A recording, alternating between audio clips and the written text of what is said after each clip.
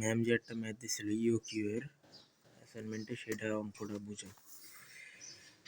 A distribution company uses a particular spare parts at a constant daily demand of 50 units per day. The company operates 318 days per year. The ordering cost for placing an order is 1500 টাকা per order. Order করতে খরচ হয় 1500 টাকা, ঠিক আছে। Ordering কস্টে আমরা এই S বলি,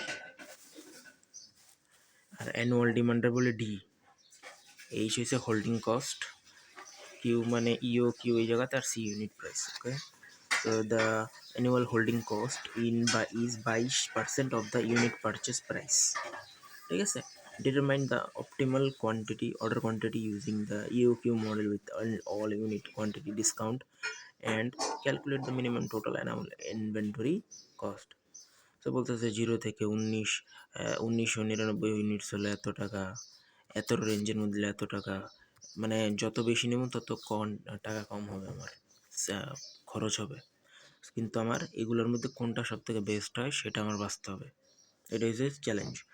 তো আমরা কিছু জিনিস বুঝালো এই সূত্র, ইউকিউর সূত্র, এটা √2ds/h। ডি হচ্ছে অ্যানুয়াল ডিমান্ড, এস হচ্ছে অর্ডারিং কস্ট, অর্ডার করতে কত খরচ হয়, এইচ হচ্ছে হোল্ডিং কস্ট, মানে কিনে আমার ইনভেন্টরি হিসেবে জমা রাখতে যে খরচ হয় সেটা, আর কিউ মানে ইউকিউ, এখান থেকে যে ইউকিউ পাবো সেটা আমরা টোটাল কস্টের মধ্যে বসায় দেব কিউ হিসেবে। আর সি হইছে ইউনিট প্রাইস।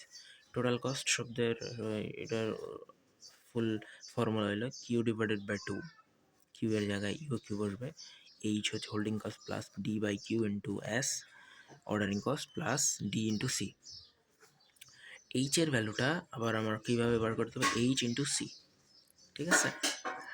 সি হচ্ছে কি আমার এই যে প্রাইসগুলা, আর এইচ হয়েছে ওই যে পার্সেন্টেজ, এই যে 22%, ঠিক আছে। সো আমরা শুরু করি অঙ্কটা, অনেক সিম্পল। সো আমি ফার্স্টে ডি 50 হয়, 50 ইন্টু 318, এটা আমাদের ডি, গুণ করলে আমার 15,900 ইউনিট পার ইয়ার, এটা হচ্ছে আমাদের ডিমান্ড। দেন অর্ডারিং কস্ট আমাদের বলে দিচ্ছে 1500, হোল্ডিং কস্টটা কি যখন আমরা বার করব 22% পার ইউনিটের হিসেবে। তো আমরা কেস 1-এ যাব, ঠিক আছে। কেস 1 4টা কেস এখানে, কয়টা কেস বুঝবো কিভাবে, এই জায়গায় রেঞ্জ যে কটা দেওয়া আছে সেই কটা কেস হবে, এবং প্রত্যেক কেজের জন্য ইওকিউ বের করতে হবে এবং টোটাল কস্ট বের করতে হবে। সো ইওকিউ 1 কেস 1-এর জন্য, ঠিক আছে, যে √2ds/h, আমি সব ডিটেল বসাই দিলাম এবং 1646 পেলাম। সো আমার প্রথম কেজের মধ্যে আমার রেঞ্জ কত, 0 থেকে 1999, এবং এইটা এই রেঞ্জের মধ্যে পড়ে, তার মানে এটা ফিজিবল, তার মানে উইদিন রেঞ্জ আছে। দ্যাট মিনস এখন কী করবো, আমি টোটাল কস্ট বের করবো। Total cost Q/2 into H plus D/Q into S plus D into C, ঠিক আছে। এই যে 17.6 কীভাবে আসলো, এই যে এইচ, এই এইচের ভ্যালুটা কিন্তু আমি 17.6 আনছি। কীভাবে 80 হয়েছে আমার প্রথমে, যে আমি কিনবো এই রেঞ্জের মধ্যে কিনলে আমার ইউনিট প্রাইস হচ্ছে 80 টাকা, এবং আমার বলে দিচ্ছে যে হোল্ডিং কস্ট হচ্ছে ইউনিট প্রাইসের 22%। সো 22% অফ ইউনিট প্রাইস, এই যে এত হচ্ছে আমার এইচ, ঠিক আছে। এরকম করে সব জায়গায় জাস্ট এই ইউনিট প্রাইসটা চেঞ্জ হবে। লাইক এই যে এখানে 77 হয়েছে, এই জায়গাতে আরও কমছে, এই জায়গাতেও কমছে, ঠিক আছে। এখন টোটাল কস্টের জায়গায় সূত্র আমি বসাই দিই, ডি এর জায়গায় কি ডিমান্ড তো আমি বের করছি, সি কত ইউনিট প্রাইস 80, হিসাব করার পরে এইটা আসে টোটাল কস্ট। এরকম করে আমরা 4 নাম্বার কেস পর্যন্ত যাবো। তো কেস 2-তেও আমরা সেম হিসাব করব, খালি চেঞ্জ হবে ইউনিট প্রাইস আর পার্সেন্টেজ হিসাব করে।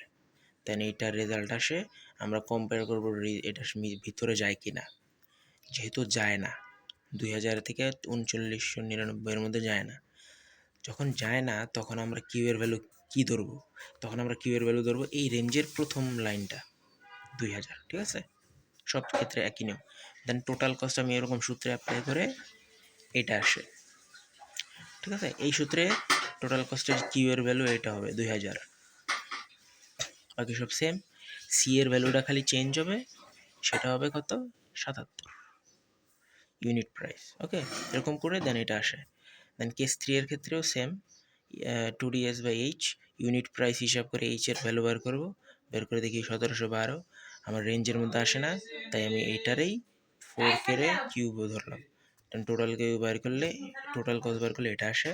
দেন কেস 4 এর জন্য সেম হিসাব, 1735 আমার রেঞ্জের মধ্যে আসে না, সো এইটাই আমার কি কিউ এর ভ্যালু। সো এরপরে টোটাল কস্ট হিসাব করলাম এবং আমি কম্পেয়ার করলাম টোটাল কস্ট সবার, দেখলাম যে 4 নাম্বার কেসের মধ্যে আমার টোটাল কস্ট সব থেকে কম। দ্যাট মিনস আমি এই রেঞ্জে, আমি এইটাই হচ্ছে আমার মিনিমাম ডিসকাউন্ট রেট। ঠিক আছে, এইটাই আমি নিতে পারবো, এইটাই নিলে আমার সব থেকে কম খরচ হবে। ঠিক আছে, এইটাই হচ্ছে ডিসিশন, অঙ্ক শেষ।